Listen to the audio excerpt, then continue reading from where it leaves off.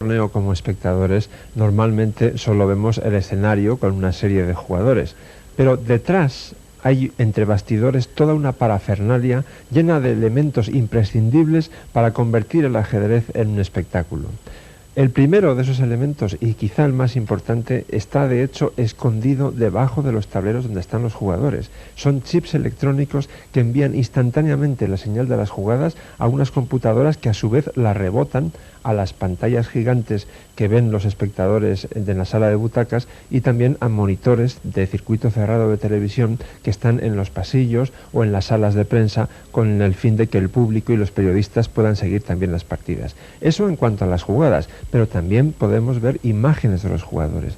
Para ello también se utiliza una técnica muy sofisticada, concretamente cámaras con control remoto, es decir, cámaras robotizadas, con el fin de evitar que haya operadores cerca de los jugadores que puedan molestarles durante las partidas.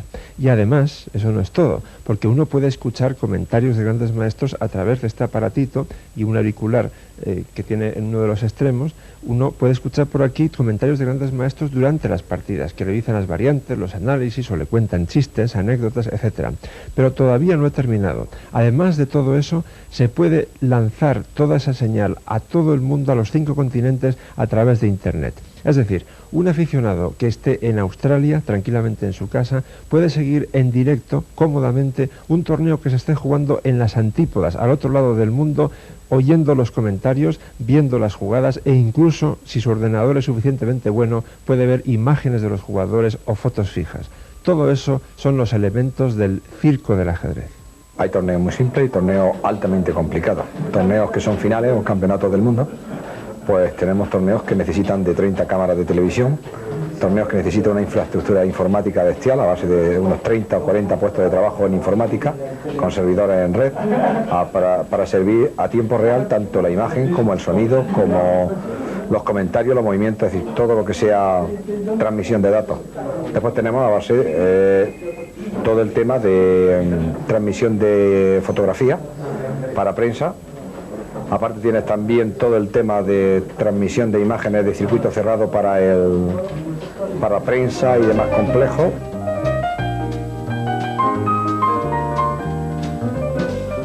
Es que el ajedrez yo creo que es el único deporte, si se le puede llamar deporte, que si con algo se lleva bien es con la tecnología, ya que Internet y el ajedrez es un binomio ideal.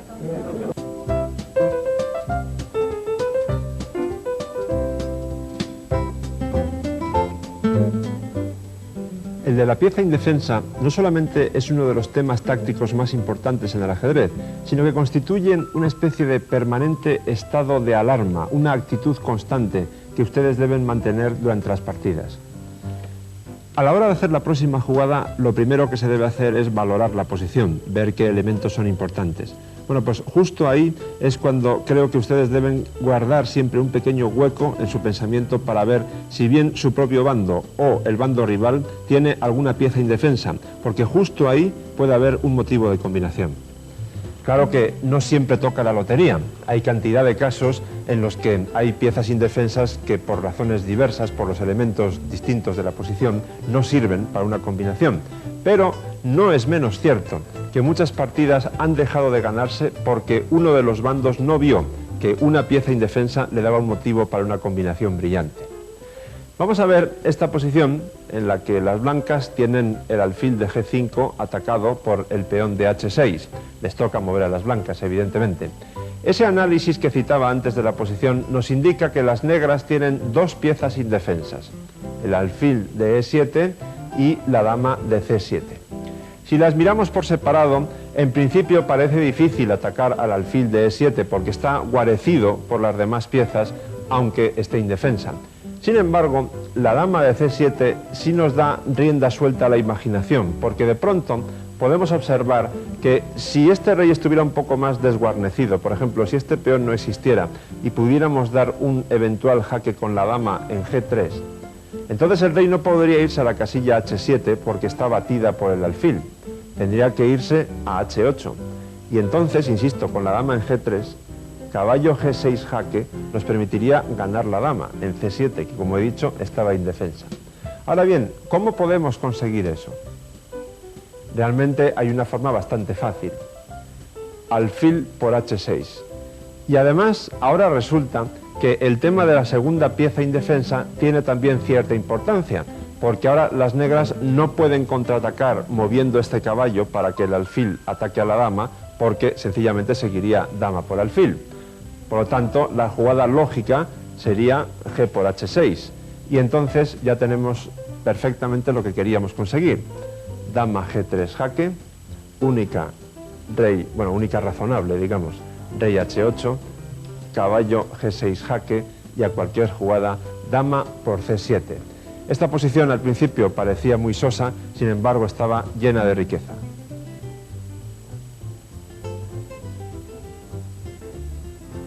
Vamos a ver ahora otro ejemplo más complicado, pero también más bonito. En esta posición lo primero que se aprecia es que hay igualdad de material y que las blancas sin duda alguna tienen un fuerte ataque sobre el rey negro. Y además, si ustedes han estudiado ya los ejercicios básicos de la táctica del ajedrez, seguramente estarán pensando que puede haber un sacrificio de torre en la casilla H7, con la famosa idea de que como la casilla G6 de salida o de escapatoria del rey está cubierta por este peón, entonces la idea sería torre por H7 seguida de dama por H3 jaque. Pero eso tiene un problema. Fíjense, torre por H7, rey por H7, dama H3 jaque. Las negras se cubren con el caballo en H6 y no está claro cómo se puede progresar. De hecho, yo creo que no se podría progresar. Sin embargo, al llevar la dama a H3 mentalmente, nos podemos fijar en un detalle. Esta dama está indefensa. Ninguna pieza propia la protege. Y esa dama queda en la misma diagonal que la que va a ocupar la dama en H3 si es que nos metiéramos en una combinación como esa que acabo de explicar hace un momento. Eso nos da el siguiente truco. Empezamos al revés. Empezamos con caballo G6 jaque. ¿Por qué? Donde queremos llegar es a una posición en la que F por G6 jaque nos permita ganar la dama desde H3. Y después de caballo G6 jaque, como este peón está clavado y el rey está ahogado, digámoslo así, solamente se puede replicar por parte de las negras F por G6. Y entonces sí está la posición madura para jugar torre por H7, única rey por H7, ahora viene la lógica dama H3 jaque, única de nuevo caballo H6, y entonces todo cuadra a la perfección, F por G6 jaque, seguida de dama por D7. Este es uno de esos casos en los que si uno es capaz de producir una partida tan bella, se levanta de la mesa de juego pensando soy un gran artista. Lo malo es que ese pensamiento solo suele durar hasta que a uno le dan un buen palo en la próxima partida.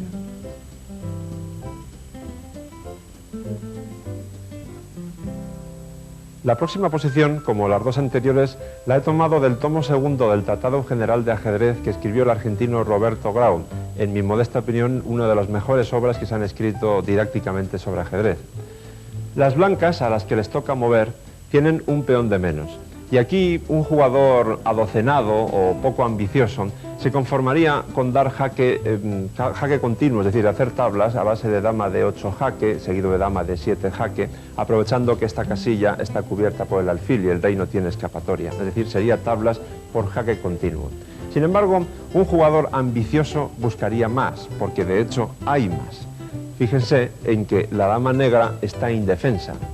Y eso nos permite imaginar que si este peón no estuviera en E5 y el rey estuviera, por ejemplo, en E6, un posible jaque de la dama blanca desde D8 ganaría la dama negra. Y entonces la combinación surge por sí sola. Dama D8 jaque, rey F7, E6 jaque, única respuesta porque el rey no puede elegir, rey por E6, dama E6 jaque y a la siguiente, dama por dama. En resumen, no olviden, cada vez que analicen una posición, dejen siempre un hueco, no se olviden de mirar si hay alguna pieza indefensa, porque ahí puede estar la victoria.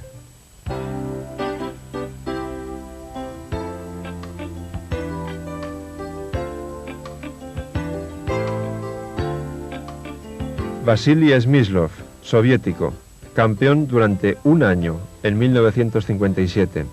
Para él, el ajedrez es sobre todo poesía. En el tablero es un artista. En la vida normal tiene muchos amigos y casi ningún enemigo.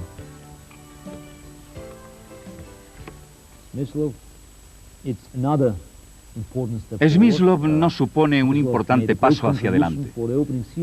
Smyslov realizó una gran contribución a la teoría de las aperturas que, en mi opinión, es algo que también se subestima, sobre todo con las piezas negras. Hay muchas formas de apertura que llevan su nombre y su juego era crucial para definir las ideas estratégicas. Y además, su técnica y la claridad de su mente eran únicas, convirtiéndole en un gran oponente a Botvinnik, y en muchos aspectos era superior a él, pero el carácter de Botvinnik le ayudó mucho a vencer. Smyslov no es tan fácil de definir. Era muy flexible y muy bueno con las posiciones simplificadas. Creo que me recuerda a Ivanchuk a veces. Su forma de jugar eligiendo siempre la forma más simple, cambiando todo para llegar al final. Se parecen en eso.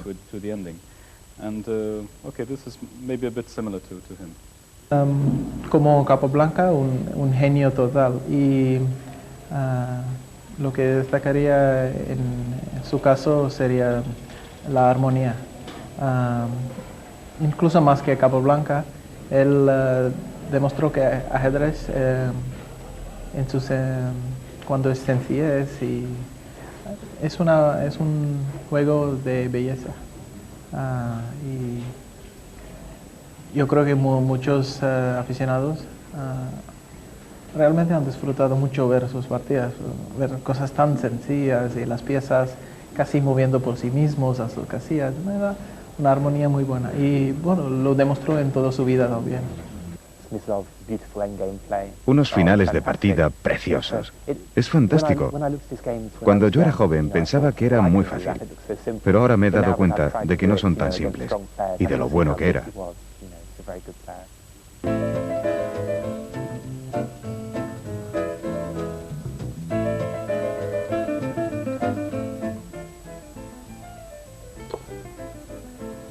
Los cambios de damas suelen constituir una parte fundamental en la transición del medio juego al final. Aunque no siempre, porque ya sabemos que las normas en ajedrez tienen muchas excepciones, los cambios de damas marcan un antes y un después en el desarrollo de la partida. Al desaparecer las damas en el tablero, lógicamente disminuyen las posibilidades de ataque, las posibilidades agresivas de ambos bandos y, en consecuencia, los reyes adquieren un papel mucho más dinámico, ya no son una pieza pasiva, sino activa. Ahora bien, el problema está en cuándo hay que cambiar las damas.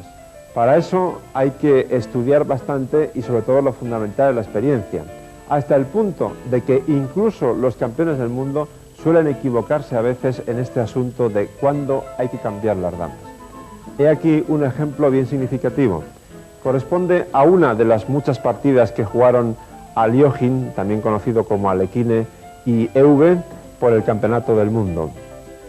Las negras tienen sin duda una posición más que defendible, aunque su rey está en una situación delicada, porque el eventual jaque de la dama en F6 pues parece peligroso. Pero hay que tener en cuenta que el rey blanco tampoco es ninguna maravilla, esta torre está en una diagonal completamente abierta, ambas torres blancas no están conectadas. En resumen, le tocaba jugar al holandés Max Euwe, que tenía las piezas negras. Y aquí, según los comentarios que hace Aliógin de la partida, dice que Euwe se equivocó, que lo correcto era mantener el ataque con dama C2, a pesar de que las blancas hubieran seguido evidentemente con dama F6 jaque, torre G7, etc. Pero Aliógin considera que después de dama C2, las complicaciones enormes que se producen son la mejor posibilidad de la que disponían las negras y que en cualquier caso, con independencia del resultado de la partida, dama C2 era sin duda mucho mejor que dama E4, proponiendo el cambio de damas, que es lo que eligió el holandés. Aliógin cambió las damas y a continuación jugó alfil H4. En sus comentarios, Aliógin dice que esta es probablemente la jugada que Euwe no consideró. Seguramente EV estaba esperando que en lugar de alfil H4 las blancas jugasen en roque largo directamente, y la idea entonces era sacrificar la calidad, torre por G3 seguido de caballo por E5, y las negras consiguen una compensación bastante considerable a cambio del material sacrificado.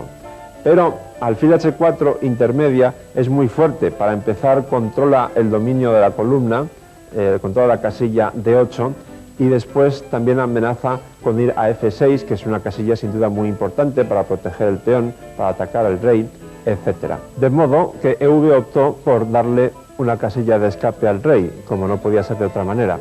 Y ahora sí, Aliógin se enroca en largo, con la evidente idea de penetrar en la séptima fila con la torre. Entonces, EV juega torre a E8 para atacar ese peón de E5, alfil F6 jaque, rey H7 y F4. Ahora las negras tienen un desagradable dilema, tomar al paso en F3 o no hacerlo, pero realmente la respuesta es bastante fácil, porque si se permite que el blanco mantenga aquí este centro muy fuerte de peones, la consecuencia directa, entre otras, va a ser que las blancas tienen un plan muy fácil de atacar a este peón de E4 que queda muy débil, a base de torre E1, etcétera, pueden maniobrar, y además estos peones por sí mismos ya ocupan casillas muy importantes. De modo que EV, después de pensarlo un poco, optó por capturar al paso en la casilla F3. Alfil por F3, y ahora vemos en todo su esplendor la potencia de los dos alfiles blancos. Esto es lo que el jugador holandés calculó mal cuando propuso el cambio de damas.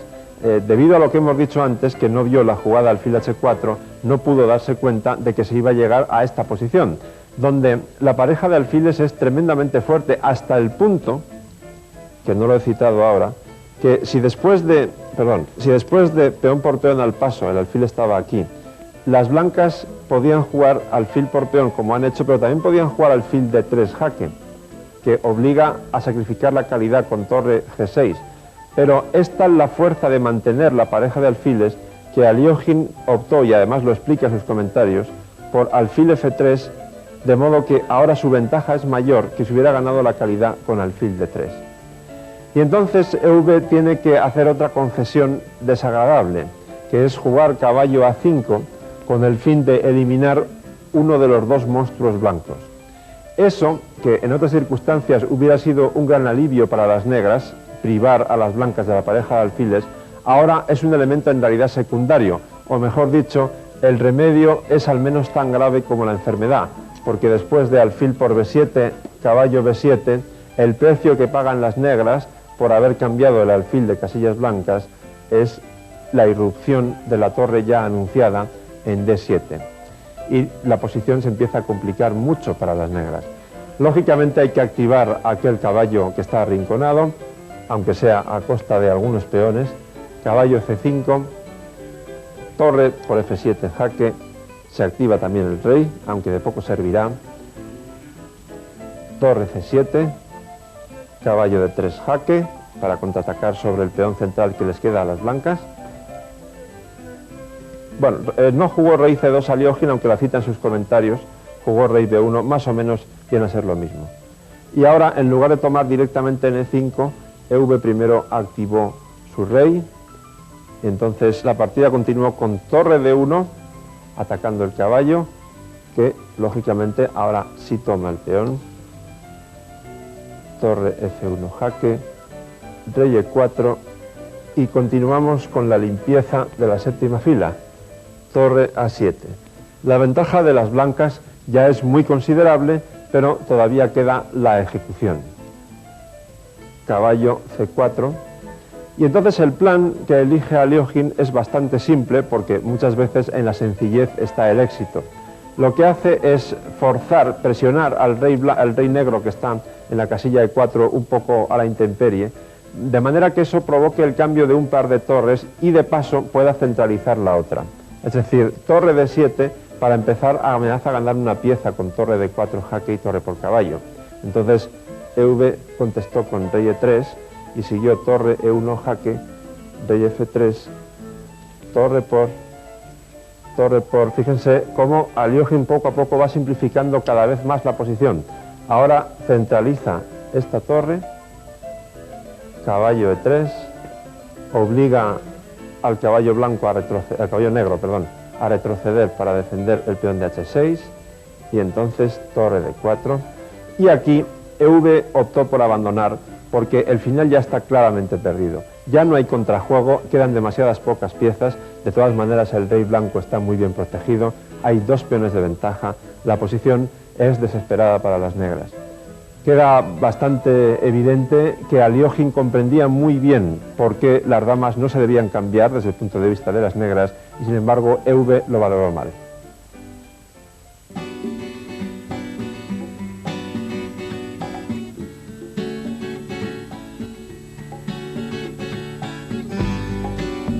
Esto que estoy haciendo, ustedes no deben hacerlo nunca, porque el consumo de alcohol para una partida de ajedrez está totalmente contraindicado. Dicho eso, déjenme que les explique por qué hemos puesto aquí una botella de ron cubano. Hace muchos años tuve el enorme placer de entrevistar por primera vez al inolvidable campeón del mundo Mikhail Tal. Él me preguntó dónde se iba a publicar nuestra conversación. Yo le dije que en la revista cubana Radio Rebelde, y su reacción fue muy curiosa. Dijo, ah sí, Cuba, 1963, tengo muy buenos recuerdos. La gente fue muy cordial conmigo, me trataron muy bien, el torneo era realmente fantástico, pero lo más inolvidable para mí es lo buenísimo que estaba el ron cubano. La partida que voy a comentar pertenece a aquel torneo, La Habana 1963. Mikhail Tal juega con las piezas blancas contra Letelier, y la hemos seleccionado porque resulta muy significativa del estilo peculiar, inigualable diría yo, de Mikhail Tal. Imaginación desbordante, combinaciones preciosas y de pronto, ¡zas!, en medio de una gran combinación, una jugada tranquila que rompe completamente el ritmo. La verdad es que Mikhail Tal conseguía que el tablero ardiera desde las primeras jugadas. Normalmente las primeras jugadas de una partida nos resultan un poco aburridas porque suelen ser repetitivas y no aportan nada nuevo casi nunca. Sin embargo, con Mikhail Tal la cosa cambia mucho, como vamos a comprobar a continuación. Tal, como he dicho, tenía las blancas, E4, Letelier con negras, entra en la apertura española, pero en una variante bastante distinta de las normales. Concretamente, después de D6 y C3, las negras juegan alfil D7. Como seguramente ya conocen, lo normal para las negras suele ser jugar B5 y luego desarrollar ese alfil por B7. Después de alfil D7, Tal lógicamente ocupó el centro con D4. Caballo G, E7, aquí hay otra diferencia clara. También recordarán que normalmente en la apertura española este caballo suele ir a F6 y no a E7. Una vez que las piezas negras enfocan todas las desarrolladas hacia C6, no tiene sentido mantener el alfil que ahora está en A4 en esa casilla. Por lo tanto, alfil B3 cambia de diagonal y apunta hacia el punto débil F7. Como además eso amenaza caballo G5, las negras tienen que hacer H6. Ahora, las blancas normalmente deberían enrocar, jugar caballo BD2, bueno, jugadas normales. Las negras podrían continuar con caballo G6, pero ese tipo de normalidad no encajaba con Mikhail Tal, que inmediatamente se lanza ya al ataque y aquí empieza la función. Caballo H4, indicando con claridad que quiere atacar en el flanco de rey. Y las negras cometen un error que es lo que nos permite ahora disfrutar de una partida bellísima. De otra manera, tal vez hubiera sido más aburrida. El caso es que lo correcto para el negro ahora hubiera sido caballo A5. Primero hay que quitar a ese alfil de esa batida tremenda sobre la diagonal que termina en G8. Y solo entonces hubiera sido adecuado amenazar al caballo de H4 con G5. Pero Letelier no intercaló esa jugada previa de caballo A5, sino que jugó directamente G5. ¿Por qué es un error? Porque Tal, inmediatamente, yo no estaba allí, pero supongo que pensando muy poco, jugó dama H5, que amenaza nada menos que mate en F7. Por lo tanto, hay que defender el mate con torre H7. Pero ahora esa torre de H7 está indefensa, por lo tanto se puede añadir otra pieza al ataque jugando alfil por G5. Fíjense que el peón de H6 no debe tomar porque la torre de H7 queda indefensa y además se seguiría amenazando el mate en F7 en ese caso. Ahora bien, eso no quiere decir que ya la partida está decidida y que las negras están perdidas, ni mucho menos, porque hay que fijarse en que en el centro la posición del peón blanco de D4 es débil, por lo tanto Letelier juega E por D4. Y ahora tal, pues podría haber seguido, por ejemplo, con enroque corto o con alfil de F6, ocupando esa casilla débil, pero insisto, esas normalidades no iban con su estilo, así que él sigue atacando con fiereza y juega F4. Letelier encuentra un sutil truco defensivo y juega dama C8, que amenaza nada menos que cazar a la dama blanca con alfil G4, la dama blanca quedaría encerrada. Pero tal no se inmuta, a una costa de debilitar la casilla E5, juega F5. Fíjense en que ahora la casilla E5 ha quedado muy débil y puede ser, digamos, un punto fuerte para uno de los caballos negros. Pero tal solamente ve el ataque y considera que el valor de esa casilla que ha debilitado es menor que la fuerza de su ataque. En esto está el intríngulis de la partida. Letelier toma en C3 y de paso amenaza a entrar en B2 y en A1. Pero bueno, esto le viene muy bien a las blancas porque al retomar en C3 con el caballo, en realidad están desarrollando una pieza. En consecuencia, las negras ocupan esa casilla que he mencionado antes con su caballo, bloquean el peón de E4 y tal, ahora sí, hace una jugada que seguramente muchos de ustedes, quizá casi todos, hubieran adivinado. Alfil F6, ocupando claramente una casilla débil y amenazando a ese bloqueador de E5, que es la pieza más activa que tienen las negras. Ahora Letelier seguramente debió pensar bastante, porque la posición empieza a complicarse mucho. Es probable que hubiera sido mejor para él jugar caballo D3 jaque y entonces rey D2 y luego caballo C5. No les voy a mostrar aquí ninguna variante en concreto porque hay muchas y todas son muy complicadas. Lo que intento explicarles es, digamos, el espíritu de la posición. Las blancas aquí lo que planean es enrocarse en largo y entonces todas sus piezas estarían atacando al rey negro. En cualquier caso, el sentido común indica que hubiera sido mejor para las negras dar ese jaque, por lo que vamos a ver ahora.